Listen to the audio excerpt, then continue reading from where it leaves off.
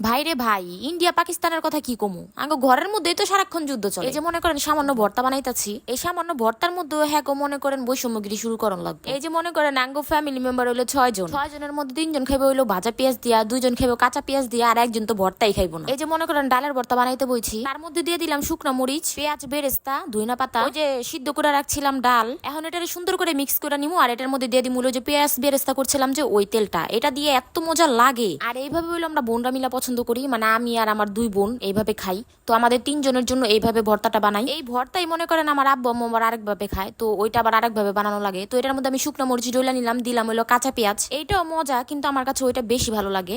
তো এখানে কাঁচা পেঁয়াজ, শুকনো মরিচ আর হলো ধনেপাতা দিয়ে ডইলা নিতেছি, আর উনারা এটার ভিতরে দেয় হলো সরিষার তেল। মানে আমরা যেভাবে মনে করেন যে ওই পেঁয়াজ বেরেস্তার তেলটা দিলে বেশি ভালো লাগে, আর আব্বু আম্মু দেয় হলো সরিষার তেল, মানে সরিষার তেল ছাড়া উনারা ভর্তাই খাইবার চায় না। আর বাকি রইলো আমার ছোট ভাই, ওই তো কোনো ভর্তাই খায় না ভাই, ওই মাংস ছাড়া ভাতই খেতে চায়। মনে করেন ঘরের ভিতরে কোনো কিছু রান্নার গেলে তৃতীয় বিশ্বযুদ্ধ শুরু হয়ে যায়। একজনে কাঁচামরিচ খায় না, আবার একজনে শুকনো মরিচ খায় না, একজনে ঝাল বেশি খায়, আবার আরেকজনে কম খায়। মনে করেন নাটকের আর শেষ নাই। আর আমার কাছে মনে হয় সবার ফ্যামিলিতে মনে হয় এরকম থাকে, মানে তৃতীয় বিশ্বযুদ্ধ লাগতেই থাকে।